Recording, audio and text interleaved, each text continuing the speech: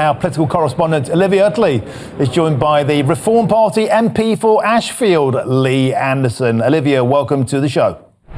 MP.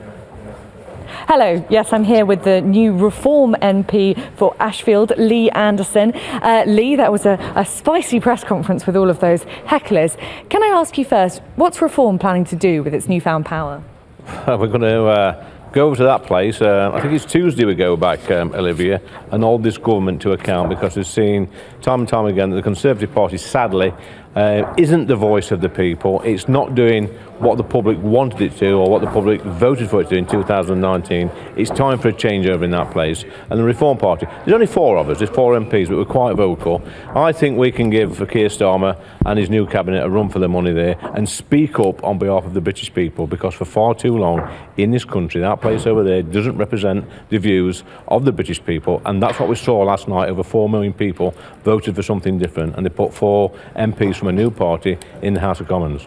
I mean, you say you're going to hold the government to account. Can you really achieve much with just 4 MPs? It's not just about having MPs in the House of Commons, it's about having a national platform as well. It's about growing an army of people. You've probably heard this time and time again over this past 6 or 7 weeks. The People's Army is on the march, and the People's Army are reformers. People are supporting people like me and Richard and Nigel. People are fed up with mainstream politics. They've chose something different. They're engaged. We saw the conference a few weeks back in Birmingham. 5,000 people turned up. There's a demand out there by the British public, certain parts of the British public, for something different. Reform UK offers something different to the people. Like I say, Livy, has been ignored far too long by the main two parties.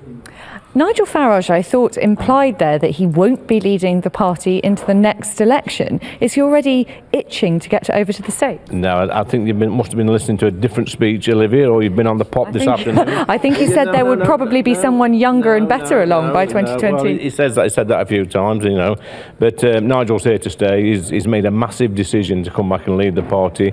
It's paid off. The gamble's paid off. He's now a member of Parliament for Clacton. He's our leader. He's going to lead us into the next election. Fair enough, that's pretty definite there. You talk about reforming the voting system. You don't like first past the post, understandably, given what happened last night. But we did have a referendum in 2011 on reforming the voting system, and it came back very clearly in favour of first past the post. Do you want a second referendum? Well, I think what it is, I think at that time when there was a referendum, we didn't have a situation like we had last night. I mean, people out there can be very confused. Over 4 million people has voted for a particular party and only got 4 seats, where the Lib Dems, they've probably got, just a few million more votes, and they've got about, I think it's 50 or 60 seats. People are looking at that today and scratching their heads and thinking, how can that happen? How can the Lib Dems get 60 odd seats and Reform only get 4 seats, or maybe 5? So you're in favour of second referendums then? Look, referendums are supposed to be once in a generation, aren't they? But like I say, we didn't have the situation at the last referendum. People, it was a two-party state. People voted Labour or Conservative. Sometimes they voted Lib Dem. But this situation has turned it on its head, really. People's looking at it, like I said, and they're looking at they went out to vote for something different, and in their millions, and we've only got 4 seats. That seems a little bit unfair. There was lots of talk about Conservative MPs potentially defecting to Reform. None of them really came to anything, apart from you, of course. Can you tell us now who you were in talks with? No.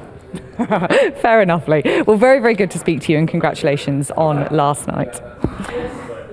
That was the new Reform MP for Ashfield, Lee Anderson. There is a quartet of them there, and as we've heard both from Nigel Farage in that press conference and from Lee Anderson just now, they are really planning to create fireworks in the Commons when they go back next week. I think that'll be worth a watch.